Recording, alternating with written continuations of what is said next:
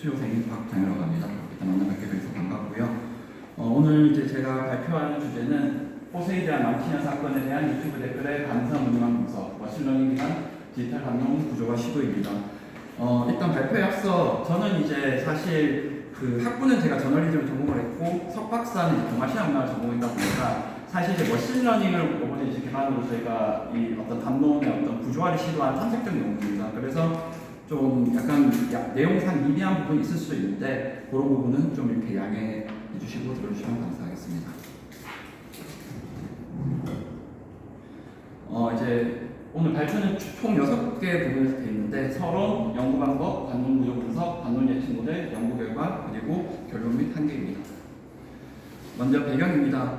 이제 디지털 공간에서 이제 형성되는 담론의 구조, 이제 디지털 기술이 어떻게 보면 이제 급속히 발전함에 따라서 그런 어떤 담론의 구조적 이해가 점점 이제 중요해져 있습니다. 근데 이제 기존 연구들은 소셜미디어 어떤 담론 형성의 메커니즘에 대한 체계적 분석이 부족하고 비정형 테스트에서의 어떤 의미 구조와 그런 감성 패턴을 추출하는 데 좀 어려움이 있었습니다. 그래서 이제 본 연구는 일본에서 큰 이슈가 된 망치녀 사건을 이제 사례로 해서 머신러닝 기법을 활용해 담론 구조화 및 예측 모델 구축하려는 시도입니다. 그래서 이제 어떤 머신러닝 기법을 활용한 담론 구조화 및 예측 모델을 구출 시도했다는 것이 가장 중요한 포인트가 되겠습니다.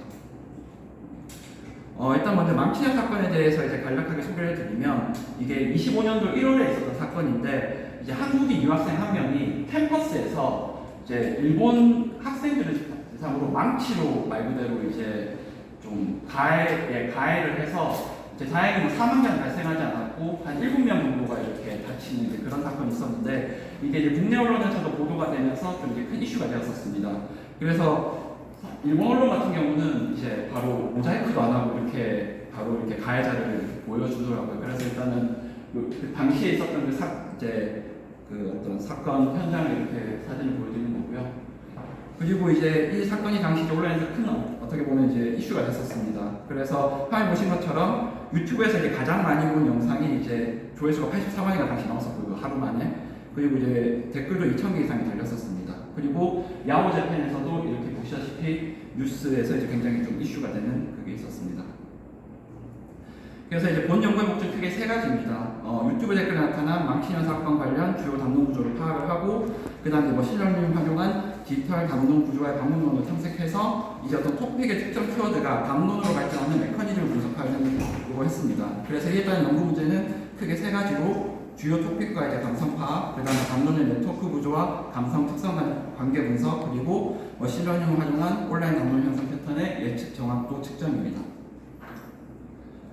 그래서 이제 머신러닝을 왜 이제 사용했는지에 대해서 이제 크게 3가지로 설명드릴 수 있을 것 같은데, 첫째는 비정형 텍스트 데이터의 복잡성을 처리를 해야 됩니다. 특히 이제 일본어의 경우에 언어적 특성과 단어 간 동시 출현, 네트워크 구조, 그리고 감성 등 이런 다차원적인 통합 분석에 있어서 머신러닝이 필요하다고 생각을 했고요. 그 두 번째가 담론 형성에 영향을 미치는 다양한 변수 간의 복잡한 비선형적 모델 관계를 모델링의 필요성을 느꼈습니다. 그리고 셋째로 어떤 단순한 기술적 통계를 넘어서 형성 메커니즘의 인과적 이해와 예측 모델 구축을 하기 위해서 이제 머신러닝 기법을 활용하게 되었습니다. 그래서 이제 데이터 수집은 이제 유튜브 API를 이제 파이썬에서 유튜브 API를 활용해서 이제 수집을 했는데 1차 키워드는 해머조도 했고요. 그다음에 2차 키워드로 이제 뭐 호세에 대한 폭행, 한국 유학생 등 이제 그런 키워드를 추가적으로 해서 이제 총 댓글 6,583개를 수집을 했는데 그 중에 일본어 댓글로 분류된 6,283개를 활용을 했습니다. 그래서 이제 분석을 위해서는 루베인 이제 알고리즘에서 동시 추천 네트워크에서 토픽을 식별하고 AJ 토픽 모델링으로 문서 단어 행렬에서 토픽을 추출했습니다. 그 다음에 이제 라쏘 회계로 담론 형성을 예측하고 랜덤 포레스트로 담론 형성 유형을 분류를 했는데 여기서 이제 라쏘 회계가 이제 랜덤 포레스트를 선택한 이유에 대해서 설명을 드리자면 여러 모델을 검토를 했을 때 이 방법이 이제 저희 연구 목적에 가장 적합했다고 판단이 되었기 때문에 이 기법을 이제 선택을 했습니다. 그리고 일본어 텍스트 분석에 있어서도 이 방식이 효과적이라는 선행 연구가 있어서 이제 이 모델을 이제 택하게 되었습니다.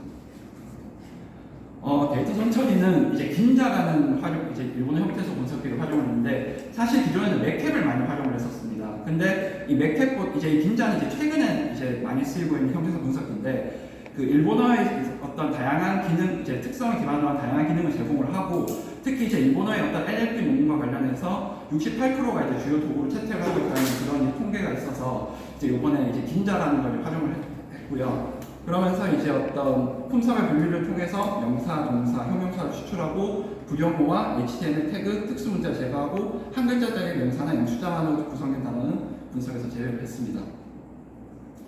그래서 단어 분석은 이제 다음과 같은데 이제 빈도수 상위 10개 단어에서 이제 보면 이제 생각하다와 이제 말하다라는 이제 이렇게 일단 먼저 눈에 띄는데 이것은 말 그대로 이제 댓글을 게재하는 사람들이 어떤 정보를 소비하는 걸 넘어서 이제 수용자가 이제 내가 어떤 생각을 한다 이제 어떤 그런 부분에 있어서 자신의 이제 의견을 표현하는 수용자 참여 방법을 이제 보여주고 있고요. 그 다음에 뭐 해머나 사건은 당연히 이제 어떤 물리적 폭력성과 사건의 상징성을 강조한다고 할 수가 있고 그 다음에 뭐 이제 일본, 한국, 일본인, 그 다음에 나쁘다, 무시, 반일 이런 부분들은 분명 국가 간의 정체성 대립을 보여준다고 할 수가 있겠습니다. 그리고 TF-IDF 기준으로 보면 이제 어떤 무시, 사건이 빈도수에 비해 수치가 높았고 불기소, 괴롭힘 등이 역시 있어서 이게 어떤 학교 폭력의 맥락으로 이제 어떤 단문이 확장됐음을 시사하고 있습니다. 그 다음에 이미연경방에서 보면 일본 사건 일본인이 이제 세 가지 중심적 지표에서 모두 1위랑 3위를 차지해서 어떤 절대적인 핵심 보도로 기능을 하고 있었고요. 그 다음에 해머, 한국인이 이제 그 다음 순위 차지해서 어떤 국가 간의 갈등 프레임이 굉장히 사건의 주요 담론 구조로 형성되었음을 시사하고 있습니다. 그리고 피해자, 학생, 괴롭힘 역시 세 중심성에서 고도로 상위권에 위치해서 피해자가 어떤 괴롭힘을 당한 학생이라는 서사가 강하게 형성되었음을 나타내고 있습니다. 그래서 이제 루벤 알고리즘을 통해서 이제 어떤 커뮤니티를 먼저 이제 추출을 해봤는데요. 쉽게 말하면 이제 이 단어들이 얼마나 밀접하게 연계되었는지를 이제 분석해서 자연스러운 그룹을 찾아내는 것입니다. 그래서 4개의 이제 주요 그룹이 나타났고, 첫째는 이제 어떤 국가 민족적 정체성, 그리고 둘째는 피해자, 가해자 관계와 괴롭힘, 셋째는 이제 사건 자체와 어떤 대학의 환경적 측면, 그리고 네 번째가 이제 범죄 사건의 법적 측면에 대해서 설명을 하고 있었습니다. 그리고 이제 그 다음에 이제 LDA 토픽 모델링을 했을 때 최적의 토픽 수는 이제 보시는 바와 같이 일반성 점수 기준으로 했을 때 총 6개가 가장 높은 점수로 나와서 이제 그렇게 추출을 했고요. 그 결과 이제 6개의 이제 주제가 나왔습니다. 그래서 뭐 핵심 주제는 보시다시피 역시 가해, 뭐 피해, 관계, 감목, 뭐 이제 유학생, 한국인에 대한 부정적 인식이라든지 젠더 관점과 사회구조 측면에서 해서 사실관계, 법적인 측면, 정치적 사건 및 외부 문제, 그리고 온라인 공간에서의 어떤 여론 반응인데 이제 보시다시피 루베인에서 추출했던 커뮤니티가 LDA를 통해서 조금 더 세분화되었음을 이제 보여주고 있습니다. 다음은 이제 예측 모델과 관련된 부분인데 일단 구성 요소는 총 3가지를 했습니다. 그래서 단어 네트워크에서 이제 어떤 중심적 키워드가 있는지 그리고 일본어 담론에서 어떤 이제 고유의 특성이 있는지 그러니까 여기 고유의 특성이라면 경어체 사용 비율이라든지 인터넷 소거라든지 단어를 연결하는 표현 이런 부분을 이제 고려를 했고요. 세 번째로 이제 이 단어들이 어떻게 담론 형성을 시키는지 이런 부분에 대해서 가중치를 최적화하는 과정을 이제 생각을 했습니다. 그래서 이제 예측 모델을 크게 이렇게 4가지 개념으로 구성을 했는데 담론 확산력, 감성 영향력, 지속력 이렇게 하고 그 다음에 이 3가지를 합쳐서 이제 형성 종합 지수로 이렇게 나타냈습니다. 그리고 가중치에 대한 결정 방법은 이제 교차 검증을 통해서 이제 예측 오차를 최소화하는 접근법을 사용을 했고 다양한 가중치 조합에 대한 그리드 서치를 수행을 했고 그 다음에 해석 가능성을 위해서 결과 가중치를 정수 비율로 반올림해서 조정을 했습니다. 그리고 이제 모델의 어떤 특성에 대해서는 라쏘 회계 모델이 좀 자동으로 특성 중요도에 따라서 변수를 선택하는 이제 그런 방법을 이제 적용을 했습니다. 그래서 그 결과 이제 지표는 이렇게 다음과 같이 이제 확산력, 그 다음에 감성 영향력, 그 다음에 이제 어떤 출현 빈도 이런 부분에 있어서 가중치를 크게 이렇게 45, 34.8, 20 이렇게 했는데 이 부분은 저희가 이제 어떤 계속 이 모델을 돌려보면서 가장 최적화된 가중치로 이렇게 계산해서 이렇게 선정을 했습니다. 그래서 이제 예측 모델 구축은 크게 이제 2단계로 진행이 되는데 먼저 루벤 알고리즘 아까 보여드렸던 루벤 알고리즘 결과와 LDA 토픽 모델링 결과를 활용을 해서 그런 각 단어들이 어떤 토픽에 속을 확률이 되는지 그런 이제 어떤 주요 키워드를 이제 추출을 한 다음에 그 다음에 이를 이제 통합을 해서 이제 어떤 모델 학습 및 검증 프로세스를 거쳤습니다. 그러니까 이제 토픽으로 추출된 어떤 주요 그런 단어들을 이제 훈련을 시키고 검증을 시켜서 이제 라스터 회귀 모델과 랜덤 포레스트를 통해서 이제 학습 분류를 거쳤고 그 다음에 이 부분에 대한 부차 검증을 이제 해봤습니다. 그래서 특성 중요도 분석을 통한 핵심 예측 변수를 이제 시도를 했습니다. 그러면 이제 분류에 대한 프레임워크에 대해서 얘기를 해야 되는데 이는 이제 기존의 어떤 일본어 선행 연구들을 이제 이제 통합을 해가지고 크게 4가지로 이렇게 했습니다. 그래서 감성적 바이럴, 감정 반응력, 주변적 언급력, 정보 확산력. 그러니까 확산력이 얼마나 높은지 그리고 그 감성의 어떤 정도가 이제 지수가 높냐 낮냐에 따라서 그렇게 4가지 이제 유형으로 이제 분류를 했고요. 그래서 이제 분석 결과 이제 담론 형성 종합 지수의 이제 어떤 가장 핵심적인 변수는 아무래도 이제 출현 빈도가 이제 가장 높았고요. 그 다음에 이제 4개 중심성 그리고 이제 복합 중심성은 이제 3가지의 중심성을 역시 이제 가중출구에서 이제 어떤 하나의 이제 중심성 지표로 이제 만든 걸 얘기를 합니다. 그 다음에 이제 어떤 디그리, 그 다음에 아이젠벡터 그리고 이제 어휘 크기 이제 이런 식으로 이제 해서 이제 핵심 예측 변수가 된다는 걸 이제 확인을 했었고요. 이제 결과론적으로는 이제 이 정확성이 굉장히 높게 나왔습니다. 그래서 사실 이게 모델의 예측 수치에서 이게 좀 너무 높기 때문에 좀 이제 이 부분에 대해서는 제가 이제 확인해봤을 때 사실 데이터셋 자체가 이제 좀 적다 보니까 그래서 이제 좀 그런 부분에 이제 약간 있었던 것 같고요. 그래서 아마 이제 그 부분에 대한 데이터셋을 좀 더 이제 더 늘려서 이제 이 부분에 대한 좀 추가적인 이제 후속 연구가 필요할 것 같습니다. 그리고 이제 분류에서도 정확도가 80%, 균형 정확도가 이제 87.5%가 나왔는데 균형 정확도의 경우에는 이제 일반적인 것과 달리 모든 담론 유형을 동등하게 고려한 지표로 보실 수 있습니다. 그래서 일부 유형의 데이터가 적어도 그 유형을 이제 얼마나 잘 분류를 했는지에 대해서 이제 반영하는 지표로 이제 보실 수 있을 것 같고요.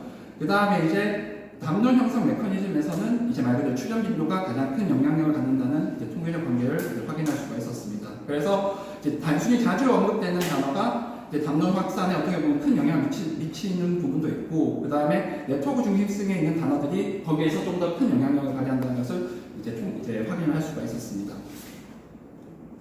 그래서 이제 결과론적으로 이제 분류를 했을 때 아까 4가지 유형 프레임에서 크게 2가지만 이제 분류가 되었습니다. 그래서 감성적 바이럴형이 이제 정밀도 1, 제어율 0.75에서 F1 점수도 0.8로 가장 높게 나타났고요. 그래서 아무래도 이제 그런 부분이 이제 강한 감성과 높은 전파력으로 예측 시 이제 오류가 가장 적었다는 것으로 이제 결과가 나왔고, 반면에 주변적 언급형은 정밀도 0.5, 제어율 1로 F1 점수가 이제 0.67 다소 낮았는데 이거는 이제 좀 약간 특징이 약간 덜 뚜렷한 그런 부분도 있다 보니까 다른 유형으로 잘못 분류되는 경우도 좀 있었습니다. 그래서 이런 결과는 온라인 댓글에서 감정과 정보의 경계가 좀 모호할 수 있음을 보여주고 있습니다. 그래서 결론적으로는 어떤 이 담론 형성의 개념을 여러 측면에서 정의하고 다차원적 구조를 이제 규명을 했습니다. 그래서 일본어 담론에서 감정적 요소보다는 출현 빈도가 더 중요한 역할을 한다는 특징을 발견할 수 있었는데, 반복론적으로도 이제 어떤 일본어 텍스트를 이제 컴퓨터로 분석하는 방법을 개발하고 담론 예측 모델과 분류 체계를 시도했다는 점에서 이제 어떤 좀 의의가 있다고는 이제 할 수가 있고요. 다만 한계점은 이제 어떤 유튜브 댓글만 이제 분석을 했다는 부분, 그리고 이제 사전 기반의 어떤 감성을 분석을 하다 보니까 맥락적인 의미가 파악을 하는데 좀 약간 다소 미흡했다는 점, 그리고 상관관계만 이제 분석을 했기 때문에 엄밀한 인과성을 증명하는 게 다소 이제 미흡했다는 점, 그리고 어떤 출현 빈도와 중심성 간의 높은 상관관계를 보임에 따라서 변수 독립성이 좀 약화되었다는 측면이 있습니다. 따라서 이런 부분에 있어서는 앞으로 다양한 플랫폼 간의 이제 어떤 비교 연구를 실시한다든지 이제 딥러닝 기반의 어떤 베르트나 이제 그런 모델을 적용을 하는 부분, 또 이제 어떤 시계열적인 변화, 그리고 이제 담론 형성과 실제 이론 형성의 상관관계를 분석하는 부분에 있어서 좀 더 보완함으로써 이 어떤 연구에 좀 완성도를 좀 더 제고를 하고자 합니다. 그래서 이제 발표는 여기까지고요. 좀 시간이 너무 촉박하다고 하셔서 좀 빨리 이제 발표를 했는데, 얘기하셔도 좋습니다. 네? 네. 네.